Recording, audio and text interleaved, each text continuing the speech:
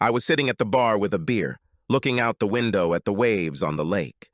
There was a storm raging outside, but I knew it was just a prelude to what was about to explode in my life. At exactly 4:22 on Sunday, 22 minutes later than she said she would see me, I received a message on my phone. As expected, it was my wife, or rather soon-to-be ex-wife. The message read, "Where are you?" The question was, is she really so stupid? Or did she think that I was so attached to her that I would accept everything that she hung on me? What should I do? Ignore her, or at least start proceedings. I had already turned off location services so she couldn't use the app to find her phone, and I paid for the hotel with an old credit card so she couldn't find the hotel information in the banking app. My answer was, gone, forever. She immediately replied, "What the?" And a few minutes later, "What do you mean I returned home and wanted to give you a gift?" I laughed. "A gift?" I replied, "No, thank you. What you are offering is no longer a gift." My phone rang, but I turned it off. It immediately rang again, and I turned it off again. I sent another message that said, "Nothing to discuss. You did what you did, and now I do what I do." It took her 20 minutes to answer. She obviously spent time composing this message. It read, "Dan, what do you mean? What are you going to do?" This weekend was a little time for me. I explained everything to you. Now that I'm back, I wanted to give you everything. I'm making dinner, your favorite spaghetti with meatballs. When can I expect you at home? I shook my head. She hadn't really been listening all week, but she always had a tendency to be distracted when she was obsessed with something. Well, it's her fault. My name is Dan Simpson, and my wife is Marge. Yes, we've heard every joke on this topic and whatnot. We had been married for 3 years, but things had not been working out between us for some time, and I thought our marriage was heading towards the rocks. That is, until my wife took the wheel and crashed right into the middle of those rocks. What I didn't know was that there was a snake in the grass in the shape of one of her work colleagues. She, Jackie Devon, was the life of the office party, whispering in Marge's ear about how my wife needed a little weird sensation to spice up our sex life. The problem started last Sunday. Marge had been acting strange from the moment she got home from work on Friday night. The first thing that caught my eye was the lack of drinking after work. She usually arrived home at 7:30, usually having had 3 or 4 cocktails. This often led to arguments and, of course, a lack of intimacy. Today, she came home at 5:30 and cooked a very tasty curry dinner. On Friday night, she attacked me, and again on Saturday morning. Instead of going to the gym and shopping on Saturday morning, where she would have met Jackie, she asked me to go shopping and have lunch with her. Saturday night was the same, good dinner and sex to order. On Sunday, she surprised me by saying, "Why don't you? I can't play golf today. You haven't been with your friends for a long time." This was not only unusual, but also alarming. She hated my friends and made sure I and they knew it. I stopped playing golf on Sundays about 4 months ago because the abuse was so bad that I just got tired of hearing it. I also knew she was distracted by something. She spent a lot of time texting on her phone and had a very worried smile as if she was trying to prove something to me. I decided to go play golf, but left with a sick feeling in my stomach. I knew I was going back to something bad, but what would it be? By the time I finished 18 holes, I regretted ever bothering. My friends made fun of me mercilessly for my henpecked-ness. My acting was so rusty, it was painful even for me to watch. And the butterflies in my stomach about what I would find at home never went away. I had one soft drink and went home as soon as I could. When I arrived, I heard Marge on the phone. Before I could get close enough to hear anything, I heard her say, "He's home, I should go, we'll talk later." Then she hung up. She turned to me with a big smile, but something was wrong with this picture and asked, "Did you play well?" I didn't want to play this game anymore. I needed to end this. So I said, "No, terrible. Are you okay? Are you preparing me for a big talk tonight?" I knew I had hit a nerve because the mask slipped and the smile disappeared, replaced by a look that suggested she was terrified. I just turned and walked upstairs saying, "Obviously you have something planned. so I'm going to go take a shower before we get to the big reveal on your schedule. Yes, I was a bit of a jerk, but I knew that this act of being a perfect wife was not for my benefit, and I wanted her to know that. I had just dried off when Marge came into the bedroom. She said, "Come down. When you're done, I want to propose to you. We both know our marriage needs a reset, and I think I've found a solution." Well, it was at least an improvement. Over the past few months, she has steadfastly refused to discuss our marriage. The problem is, did Marge come up with the solution, or was it Jackie's suggestion? If it's the latter, I have a feeling I won't like it. As soon as I changed, I went downstairs and found her sitting in her office, working on the computer. We had a large two-seater desk, which meant we could both work on opposite sides of the desk, and we both set up our own workstations. I had a desktop computer, a printer, and trays. She had a laptop, a printer, and a large space that she filled with junk, mostly magazines. I sat down opposite her and she looked up at me and smiled. She began to explain her train of thought. "You look fresh. I was hoping to talk to you after dinner, but you beat me to it. You've been saying for months that our marriage was going downhill and, although I knew it, I didn't know what to do." Jackie noticed how depressed I was, and she eventually got it out of me that I was worried about our marriage leaving the course. We talked, and she said she used some tricks to keep things fresh in her marriage. At this point, I raised my hand, interrupting her. I thought Jackie had been divorced twice and said she would never marry again. Is she really a good person for marriage advice? Marge looked at me. For the first time since I entered the office, I noticed that she was wearing glasses. Marge needed glasses, but she never wore them unless she was deep in thought about something. Obviously, this was serious for her. I just hoped it would be reasonable.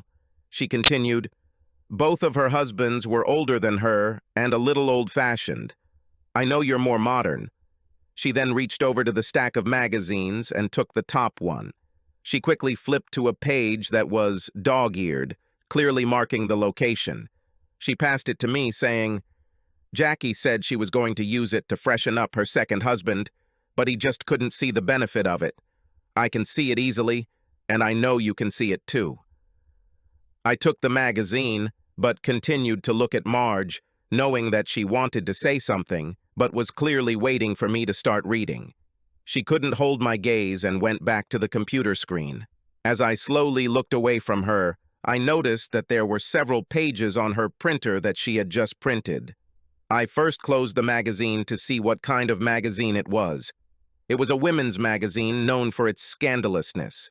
I knew she didn't buy this magazine. She preferred the ones with more gossip, so they gave it to her. I checked the date and it was released over a year ago. I looked at her and saw her biting her lower lip. When I looked at her, she looked back at the screen. She was absolutely horrified by my reaction. This did not bode well. I opened it to the marked page and peeled back the folded page. The headline told me what a mess I was in. It read, "The answer to a drifting marriage. Overcome your husband." I threw the magazine across the table and it landed on Marge's keyboard, and I just said, "No, no way." She looked at me and said pleadingly, "Won't you read this? There are studies on how it works, and the results were amazing. Jackie said her second husband studied it and was interested in it, but in the end, he was too old-fashioned." At this point, I took deep breaths to try to reduce my anger, but it didn't help. I hissed at her, shouting, "Well, if refusing it is considered old-fashioned, then I'm as old-fashioned as he is, even suggesting it is a reason for the end of our marriage. If you do this, our marriage will end. End. Finito. Do you understand?" Jackie said, "You'll be upset at first, but you need to see the benefit. I showed you what I can be like when I'm happy. This weekend was great. Doing this once a month will make every weekend the same," she said in a voice which was half pleading, half whining.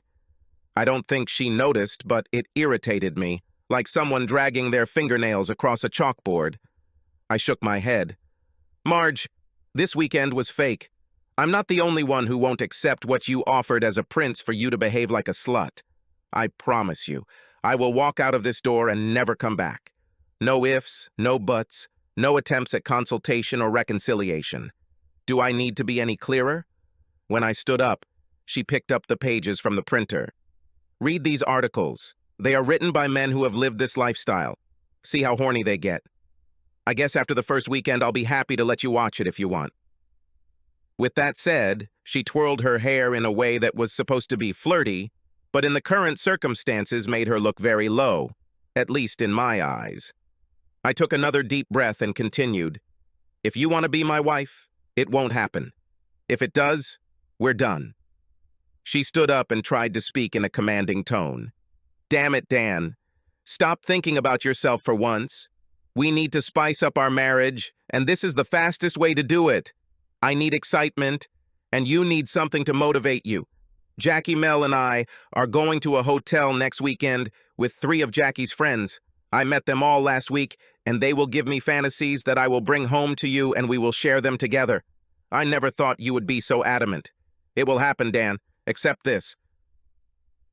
With these words, she walked out the door. I sank into a chair. I had 5 days to save my marriage. The question is, did I want it? I ordered myself a pizza. When she was delivered, I returned to the office. Marge said, "I made you dinner." I just replied sarcastically, "Your food is bitter, and so is your ultimatum." Then I closed and locked the door. I heard her trying to open the door.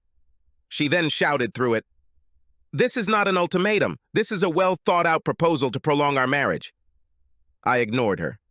I stayed in the office for about 3 hours, researching Jackie, her other friend Mel, whom I had never heard of or met, and who these 3 men might be.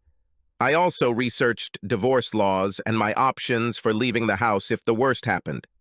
I went out around 8 in the evening and sat in the living room watching TV. She tried to sit on my lap, but I didn't let her. Finally, in a whisper that was meant to be sexual, she said, "I'm going to bed. I hope you'll follow me soon." I stayed watching TV for a couple more hours.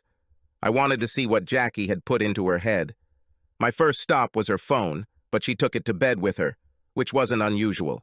I went into the office and turned on her computer. In the email, I discovered that all the links she had printed out came from Jackie, along with a list of items that needed to be presented to me. The laptop and phone were syncing email, so I saw the email she had sent from her phone about an hour earlier while she was in bed. It said, "It turned out worse than I expected. He didn't even read the article and is threatening divorce. He, categorically, refuses to talk and now doesn't want to go to bed, even when I offered myself to him." Jackie's Aunt Sorella. "Hold on. He's just being a jerk, but he's probably dreaming about it." I waited as long as I could, but I was so tired that I had to go to bed. I thought about going to the guest room, but knew she would think I was sulking if I did. Then she'll think that all she has to do is get me back in bed for her plans to work. So I went to the master bedroom, changed my clothes, and went to bed. I was slowly falling asleep when Marge reached under the covers. I pushed her hand away and turned to her. "No thanks. We won't do this anymore until you give up on this idea." She tried to touch me again, saying, "But how can I show you how good this will be if you won't let me touch you?" Then it's time for the guest room. I stood up from the bed, saying, "The thought of touching you while you dream of infidelity disgusts me. I don't want to touch you in any way. I will sleep in the guest room. This bed is now desecrated by your dreams of infidelity." As I left the room, she jumped out of bed after me, screaming, "No, no, it's not cheating when you know it, and it's for us. Please come and see how wonderful it can be." I closed and locked the door when she tried to turn the handle. Then I said, "Go away, Marge. I really don't want to see you, let alone touch you." On Monday morning, everything went as expected. I left the house before she woke up and contacted a family law attorney, telling them the whole situation. Our finances were simple, no children, current home rented. We were looking at a new house, but didn't sign any contracts. I made more than her, but child support wouldn't be an issue since there were no children, and I paid rent. I didn't need proof of infidelity, so I asked a lawyer to prepare the papers for a divorce based on unreasonable behavior that resulted in irreconcilable differences. Then I went to the bank, opened a new account for myself, and split my savings and investments in half. Back at the office, I changed the account for my salary from the general account to my new account. I also prepared letters to the landlord giving a month's notice and letters canceling all utilities. When I returned home on Monday evening, I found Marge dressed in a tight t-shirt and loose shorts, apparently with the intention of showing off her charms and giving me easy access to whatever she was doing. I also smelled dinner. She's never cooked on weekdays, so she went full throttle. As I walked through the door, she turned to speak, but I didn't look at her. I just walked up the stairs into the guest room and closed the door, locking it behind me. I remembered to pick up all the door keys before I left this morning, so there was no need to change the locks or barricade myself. About 10 minutes later, I heard someone trying to open the door. There was then a knock on the door before Marge said, "Dan, dinner is ready, and I was hoping we could make a little love tonight." I lay on the bed and said, "I'm not hungry. You canceled your weekend trip?" She cleared her throat and replied in an arrogant tone, "Of course not. That's why I feel so sexy.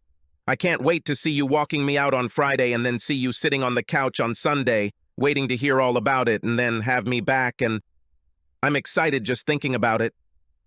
I laughed. I don't know why, but I knew it was an unpleasant laugh.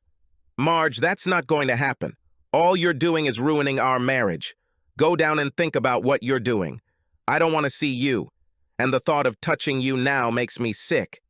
She knocked on the door and demanded, "Dan Simpson, come out here right now.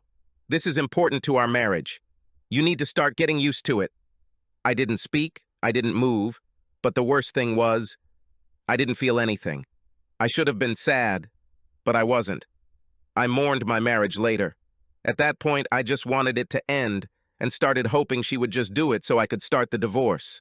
Tuesday morning, I got up early and went to the master bathroom to shower.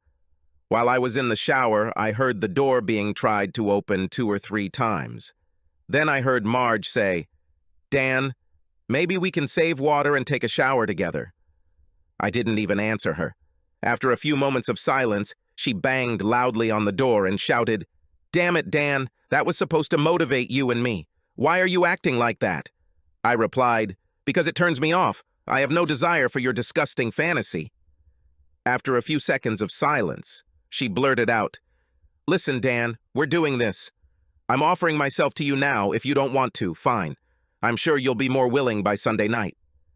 I dried myself and got dressed, and then left the house without going near her.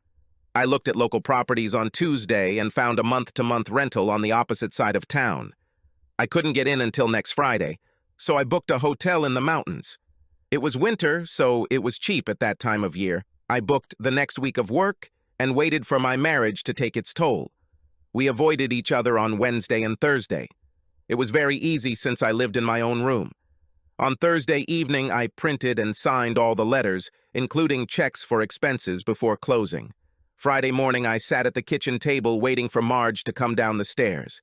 She entered the kitchen with a travel bag. When she saw me, her face broke into a big smile, and she walked towards me, holding out her arms for a hug. She said, "I knew you'd come to terms with this and be here to see me off. I hope you're as excited as I am." I held out my hand, preventing her from getting closer to me, and replied, "I'm here to see if you're going for it. If so, then I'll leave the house and never come back. Do you understand?" She was clearly angry and blurted out at me, "Dan, I expect you here at 4 o'clock on Sunday. This is how our marriage should go. If you are not here, I will impose a ban on sex for a month." I actually laughed at her delusions. "You are not listening. If you do this, I will impose a ban for life. I will be home at 7 in the evening. If you are not here, then our marriage will be history." I was useless at work all day. I left work early and went to see a lawyer.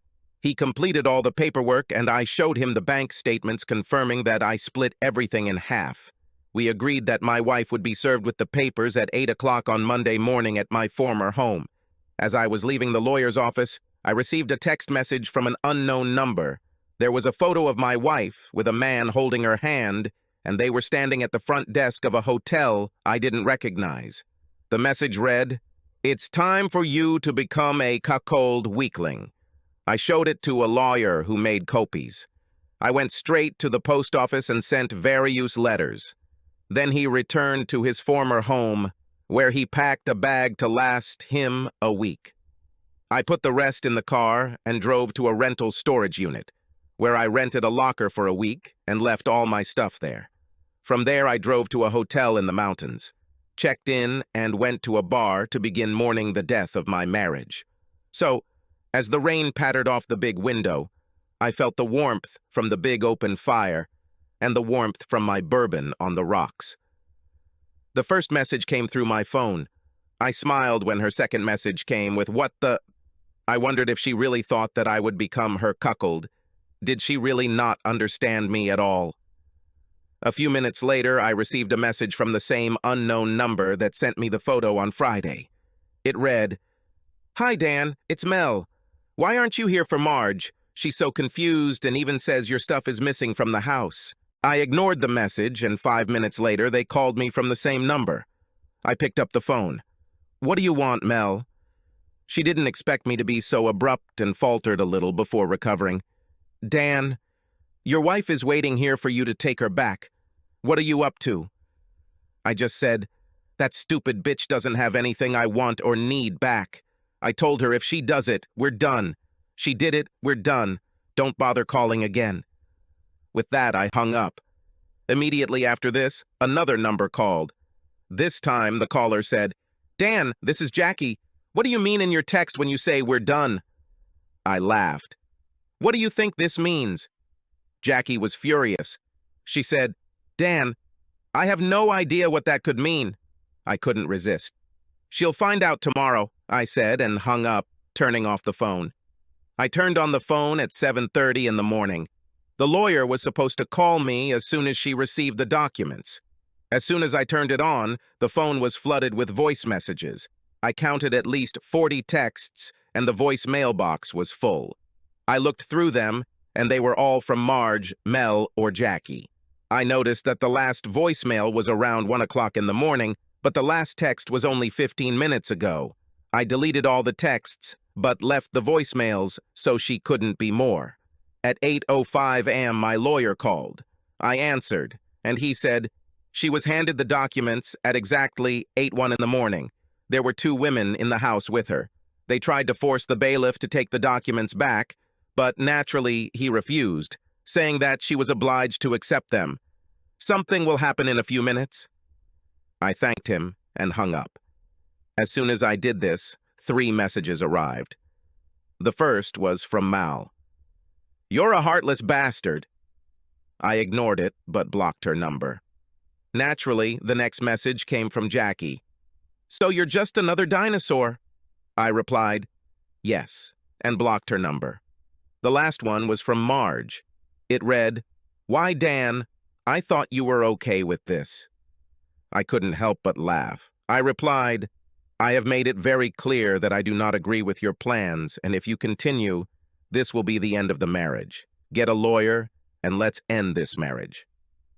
I left my room and went to breakfast. The hotel was surprisingly busy, and the breakfast was very good. I had just finished my coffee when my phone rang. I looked at the screen expecting it to be Marge, but it wasn't. It was my mother.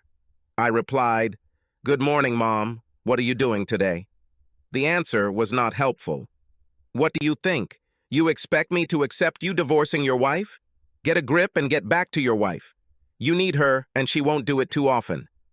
I was stunned. I expected my mother to understand that I could not live with what she had done. I said, "You know she went away for the weekend to cheat on me.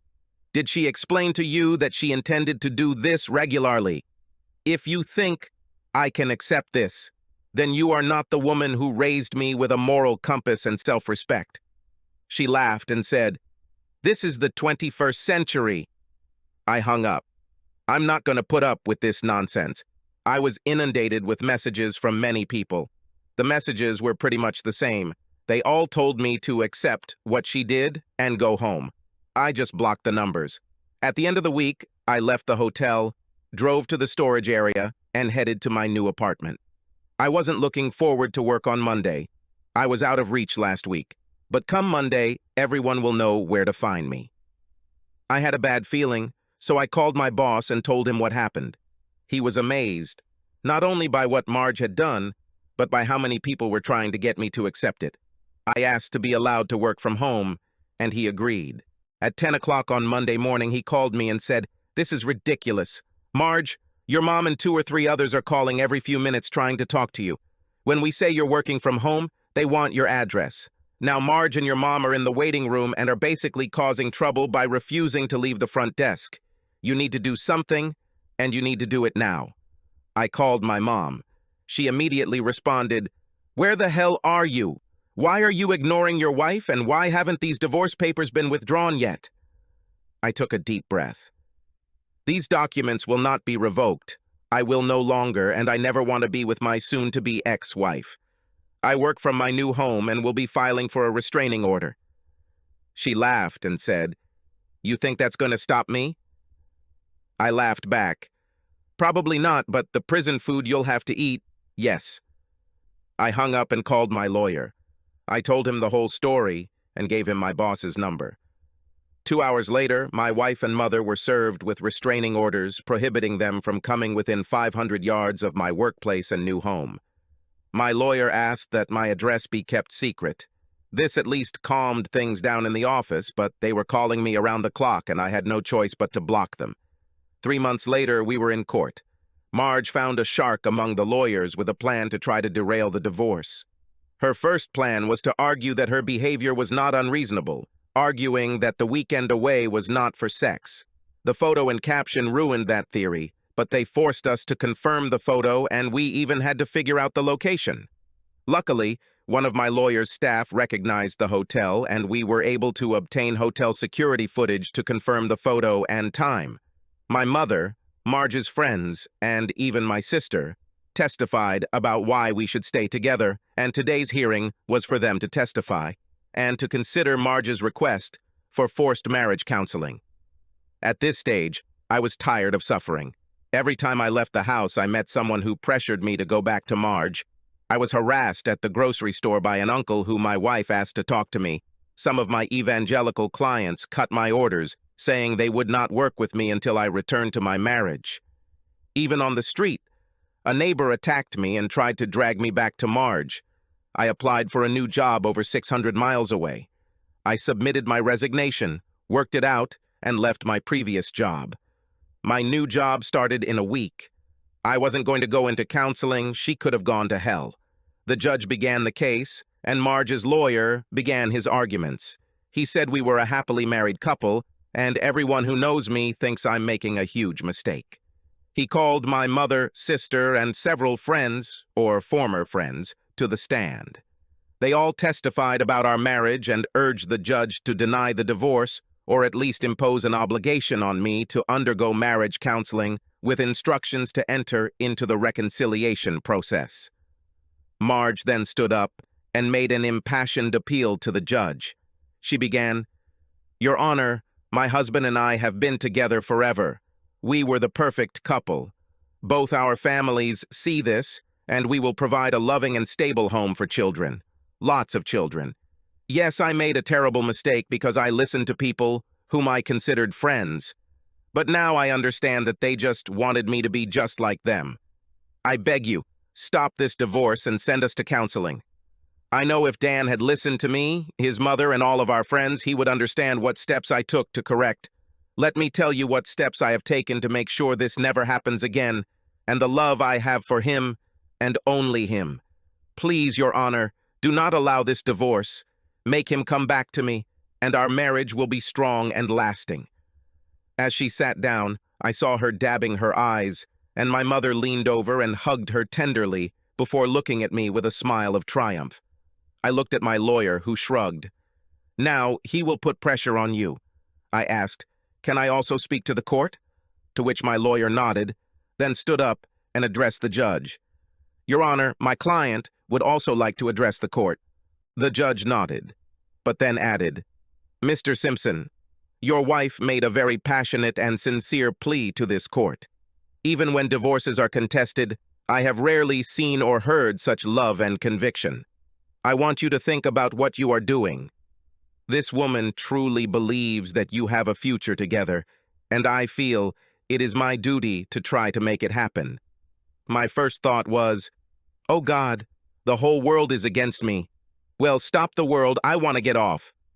I looked at the judge and began. Your Honor, her conversion was for her own sake. But when she pulled her little stunt, she destroyed my love for her. If you force me to go to a counselor, I will tell them that, and I will tell them that reconciliation is impossible.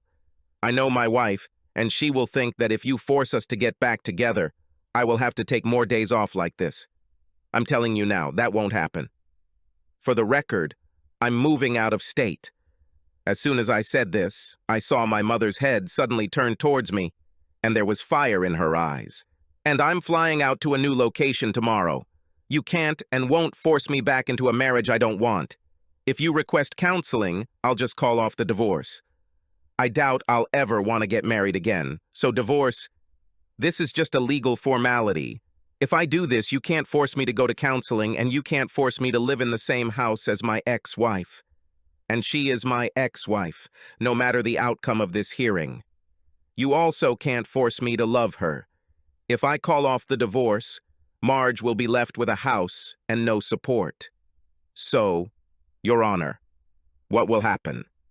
By this time, Marge and my mother were in tears, and Marge's lawyer asked for a short break to speak with his client. The judge called a 30-minute recess, then ordered my lawyer to meet him in his office. I remained sitting at the table, having nothing to do but look around the room.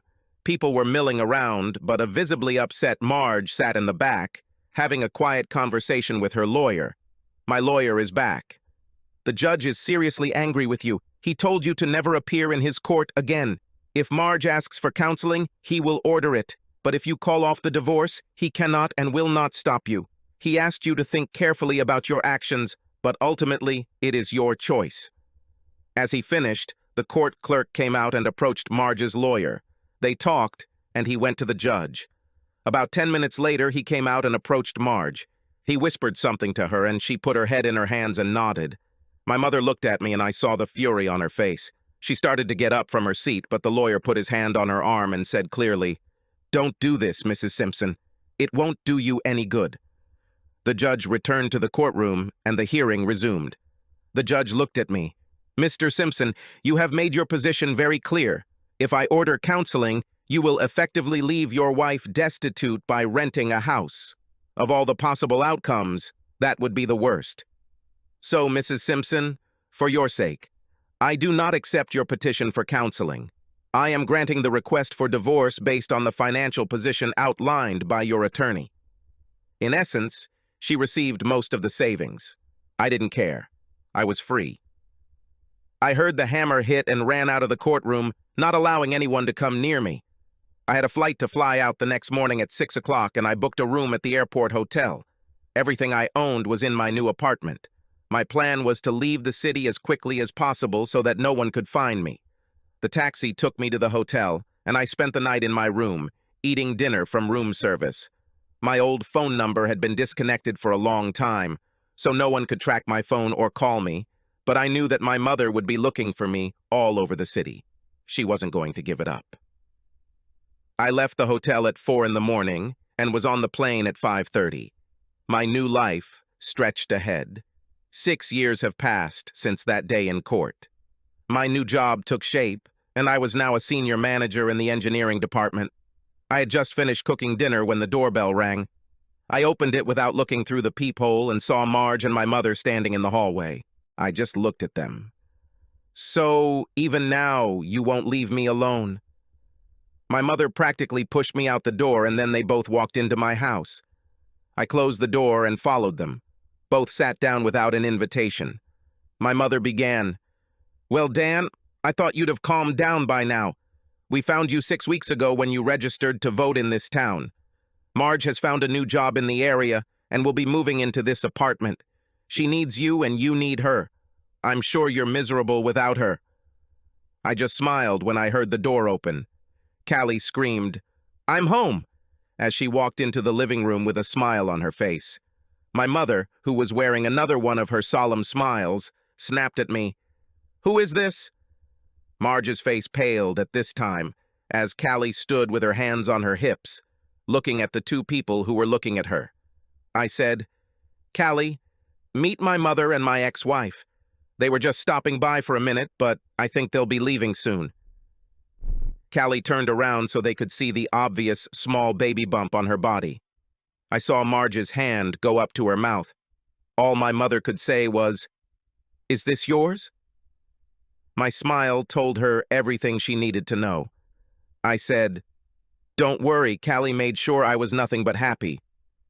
With that, I took Mother by the hand and said, "It's time for you two to go back to your lives and leave me alone with yours. Goodbye." I pushed them both out the door and turned to Callie. "The supper is ready. Subscribe to our channel so that your second chaff doesn't cheat on you, and go ahead and listen to the next story, because this story is nothing compared to the next one. If you're under 18, don't even think about listening to the next one."